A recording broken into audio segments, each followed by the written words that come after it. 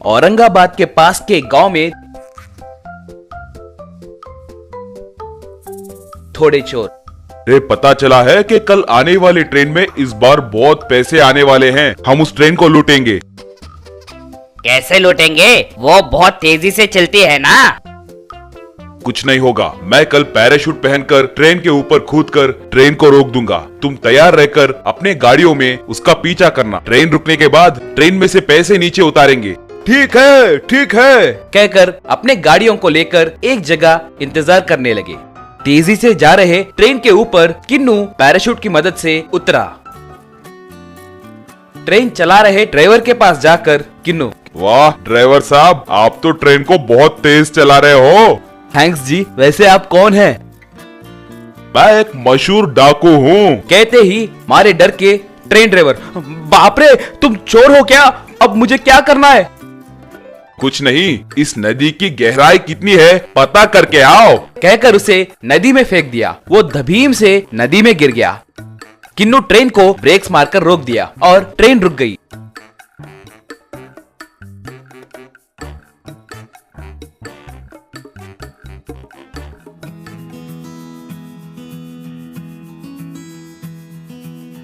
Train के पीछे रहे ट्रॉली के डिब्बों में बहुत पैसे थे। वो देखकर, भाई इन्होंने अपना काम बहुत आसान कर दिया। जो सारे पैसे ऐसे खुला छोड़ दिए। चलो भाई चलो, जल्दी जल्दी इन पैसों को अपने गाड़ियों में लोड करेंगे।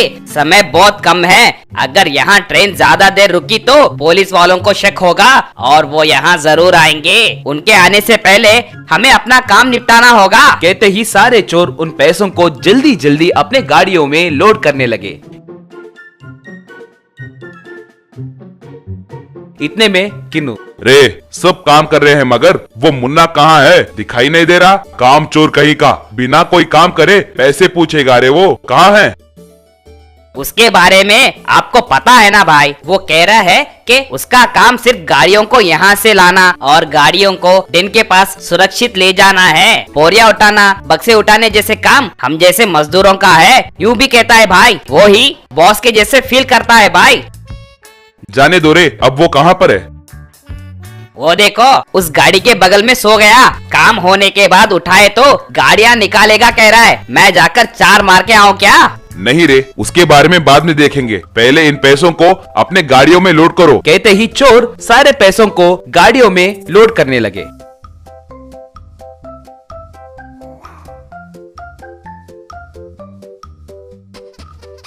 तभी उन्होंने देखा कि उस ट्रेन के बगल में दूसरा भोगी भी था। वो एक सील्ड बॉक्स के जैसे था। वो देखकर विक्की, भाई ये लोग इन पैसों से भी कोई कीमती चीज उस बक्से में रखकर सील डाले भाई। उतनी कीमती चीज को हम कैसे छोड़ेंगे रे? जाओ जाकर उसे भी तोड़ कर लाओ। भाई ऐसे ताले तोड़ने का काम अपना मुन्ना का है। उसे जगाओ क्या? जाओ रे, जाकर उसे उठाओ। उसका हुनर दिखाने का समय आ गया है। बोलो। गाड़ी के बगल में सो रहे मुन्ना के पास जाकर उसे उठाते हुए विक्की, अरे मुन्ना, वहाँ एक बड़ा ताला है, उसे तोड़ना है। आओ, तुम्हारे काम करने का वक्त आ गया है। देखा ना, अपने गैंग में इतने कमीनों को रखकर भी वक्त आने पर मुझे ही बुला रहे हैं। जब ज्यादा जरूरत पड़े तो मुझे ही बुलाना पड़ रहा है ना। वही मेरा टैलेंट है रे, बच्चे कहीं के। हाँ ठीक है रे, तू और तेरा ये बिल्डअप। मुन्ना खाली हाथ वहाँ से आने लगा। उसे देखकर विक्की, रे मुन्ना, ऐसे खाली हाथ क्यों आ रहे हो? वो बड़ा ताला है रे। वो तुम्हारे जैसे नालायकों के लिए बड़ा होगा, मगर मेरे पास रहे छोटे पिन से भी मैं उसे खोल दूंगा। चलो वो काम देखते हैं। कहकर उस बक्से के पास गया।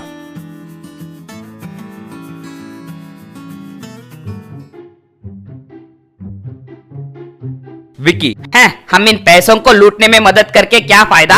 तुम तो अच्छे से कोई कीमती चीज चुराने में मदद कर रहे हो। अगर सच कहूँ तो सीनियर सीनियर ही होते हैं। यही मेरी खासियत है रे। कहकर उस बक्से पे लगे ताले को चुटकी में खोल दिया।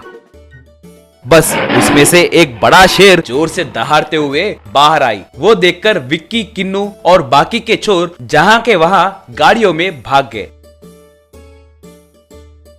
मगर मुन्ना शौक से वहीं कांपते हुए रह गया।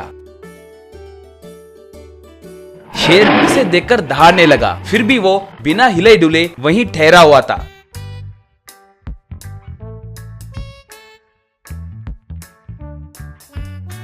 शेर उसके पास आकर उसके इर्द गिर्द घूमने लगी।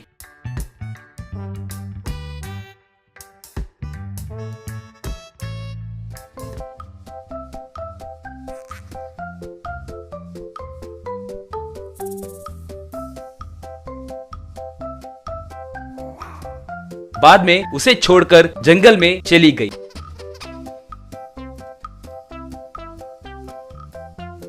बाद में बाकी के चोर मुन्ना के पास आकर,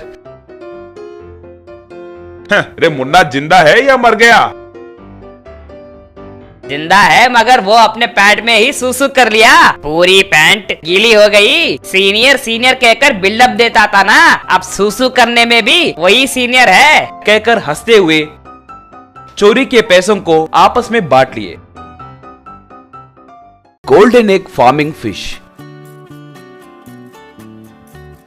बहुत समय पहले एक गांव में जगदीश नाम का एक मुर्गियों का व्यापारी हुआ करता था। गांव में उसका एक बड़ा मुर्गियों का फार्म था। आसपास के गांव के लोग उसके फार्म के पास आकर मुर्गी और अंडे खरीदते थे। जगदीश का सुबोध नाम का एक बेटा था। सुबोध को अंडे खाने की लत थी। उसे अंडे इतने पसंद थे कि सुबह सुबह उसके पलंग के पास मुर्गी आकर कहकर उसे जगाते ही सुबोध उठकर, गुड मॉर्निंग मुर्गी, मेरा अंडा कहाँ है? तो वो मुर्गी एक अंडा देती थी। सुबोध तब उस अंडे को फोड़कर खा लेता था। सुबह नाश्ता और दोपहर के भोजन के वक्त भी अंडे ही खाता था। अगर मेहनत करके थक जाता तो दुकान जाकर, भैया आधे डजन अंडे दो ना, बहुत प्यास लग रही है, कहकर अंडे खाने लगा। ये क्या भाई, कोई भी प्यास लगने पर पानी या कोल्ड ड्रिंक पीता है, तुम क्या ऐसे अंडे पी रहे हो? यो बिना कुछ कहे हंसकर चला जाता था। एक बार उसके पिता जगदीश उसके पास आकर, रे सुबोध, ये क्या रे, अब तुम नहीं बदलोगे क्या? वैसे तुम्हें इन अंडों की लत क्यों है रे? पता चला है कल हमारे फार्म के पास आकर तूने 50 अंडे खाए थे। पिताजी आपको मेरे बुक के बारे में पता है ना, मुझे अंडों के सिवा और कुछ भी पसंद नहीं है, आपको पता है ना पिताजी। रे ऐसे तुम हर दिन 50 से 100 अंडे खाए तो अपने व्यापार का क्या होगा? क्या पिताजी, अगर माँ जिंदा होती तो ऐसे बात करती थी क्या? कहकर दुखी होकर वहाँ से चला गया। वाह वाह, ये माँ के सेंटिमेंट से मुझे इमोशनल कर देता है। अब मेरे व्यापार का क्या होगा, ये सोचकर ही डर लग रहा है।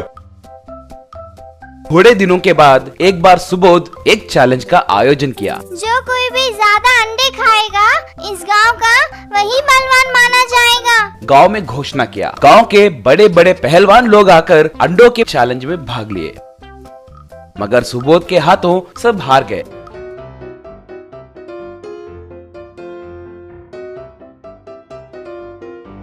उस रात जगदीश आकर, रे सुबोध, सुबोध, यूं जोर से पुकारने लगा। सुबोध तब जल्दी जल्दी आकर, क्या पिताजी, क्या हुआ? रे पता चला है कि तूने कल एक्स चैलेंज रखने के लिए अपने मुर्गियों के फार्म में से 10,000 अंडे लेकर गए थे, क्या ये सच है? हाँ पिताजी, उस एक चैलेंज में सब लोग हार गए थे, मैं ही जीत गया। जगदीश तब उसे खींच के एक मारकर, रे अपना पूरा व्यापार बर्बाद हो गया है रे।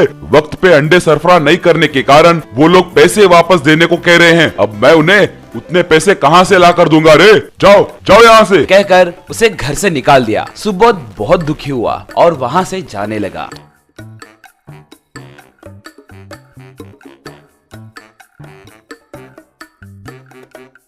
थोड़ी देर होने के बाद मारे भूख के बेहोश होकर नीचे गिर गया।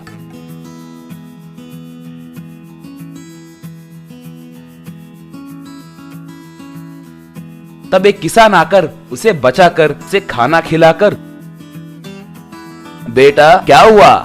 मुझे कोई काम है तो दीजिए जी, मैं काम करते हुए जीऊंगा।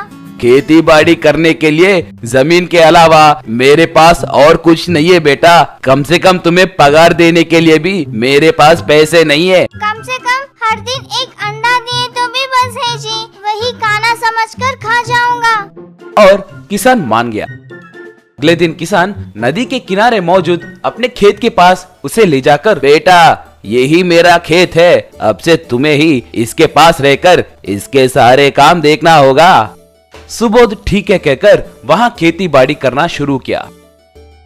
दोपहर के समय अंडा लाकर सुबोध को दिया। सुबोध अंडे को लेकर नदी के किनारे बैठ गया और अंडा खाने लगा।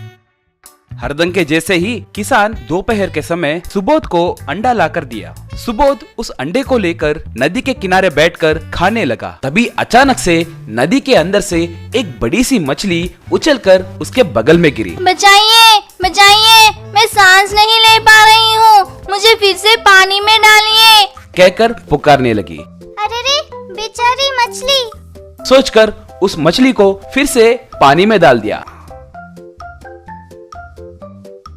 थैंक यू, तुमने आज मेरी जान बचाई है। मैं तुम्हारी किस तरह से मदद कर सकती हूँ?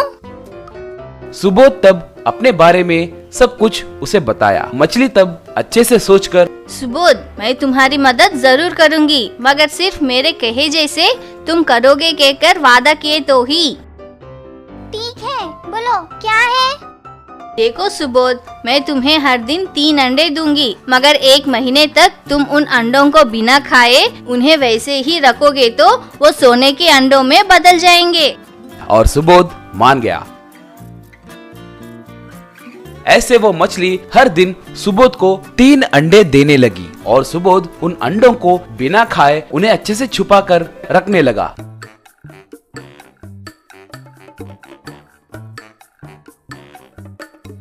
ऐसे 1 महीने तक उन अंडों को बिना खाए छुपा कर रखने की वजह से वो अंडे सोने के अंडों में बदल गए।